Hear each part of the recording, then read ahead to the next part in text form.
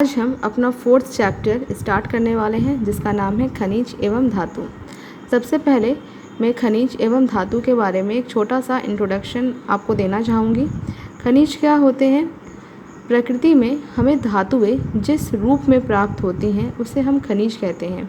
और धातु मतलब जब हम खनिज को पूरी अच्छी तरह से शुद्ध कर लेते हैं, दैट मीन्स जब हम उससे उपयोग होने वाले पदार्थ को निकाल लेते हैं तो हम उसको धातु बोलते हैं। अब हम बात करते हैं जैसे धातु क्या है। तो आप सभी को पता है कि लोहा क्या है। लोहा एक धातु है, लेकिन इसको किससे निकाला जाता है? तो जिससे हम इसको निकालते हैं हम उसको खनिज बोलते हैं। जैसे आपने सुना होगा और इस चैप्टर में भी आगे आएगा कि जो लोहा है उसको हेमेटाइट नामक अयस्क से निकाला जाता है। तो अयस्क जो है दैट मीन्स उसको अभी के लिए आप खनिज बोल सकते हो। बाद में मैं आपको ये भी बताऊंगी कि खनिज और अयस्क में भी डिफरेंस होता है। तो लोहा हमें प्रकृति में जिस रूप में मिला उसे हम क्या बोलेंगे? खनिज बोलेंगे। और लोहा क्या है? लोहा एक धातु है। तो लोहे की जो खोज हुई है उससे औद्योगिक क्रांति ने उसको जन्म दिया है। इसके बाद प्रकृति में जो धातुएं होती हैं उसमें बहुत सारी धातुएं ऐसी हैं जो कि मुक्त अवस्था में पाई जाती हैं, मतलब जो कि किसी के साथ ऐसे जुड़ी हुई रूप में वो मौजूद नहीं होती हैं। जैसे सोना, प्लैटिनम, ये धातुएं मुक्त अवस्था में पाई जाती हैं। कुछ धातुएं ऐसी होती हैं जो कि यौगिक के रूप में पाई जाती हैं, मतलब कुछ धातुएं ऐसी होती हैं जो कि दूसरे तत्वों के साथ जुड़ी हुई होती हैं।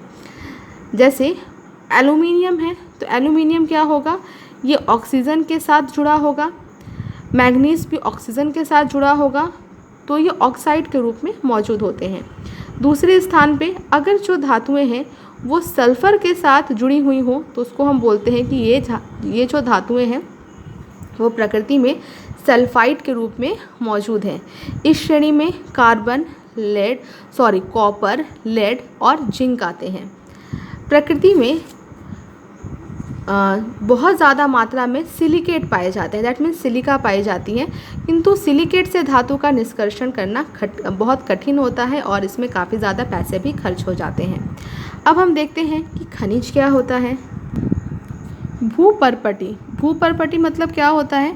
पृथ्वी की चट्टानों की जो परत होती है उसको हम बोलते हैं भूपर्पटी में प्राकृतिक रूप से पाए जाने वाले अकार्बनिक तत्व अथवा यौगिक खनिज कहते हैं। जैसा कि मैंने आपको बताया कि कोई भी तत्व प्रकृति में जिस अवस्था में पाया जाता है उसको हम खनिज बोलते हैं। जैसे देखो एल्युमिनियम, तो एल्युमिनियम आपने देखा होगा, आपके घरों में एल्युमिनियम के कुकर, कढ़ाइयाँ आप इस्तेमाल करते होंगे।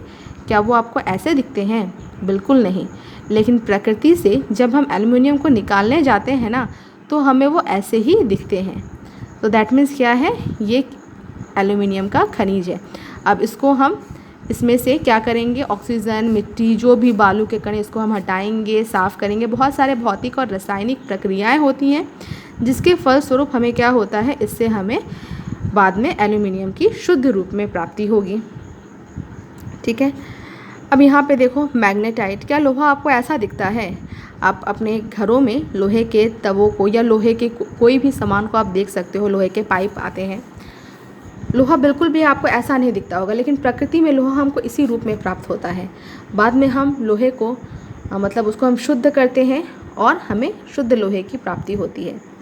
तो आज के लिए केवल इतना ही। मैंने आपको जस्ट इस चैप्टर का इंट्रोडक्शन दिया।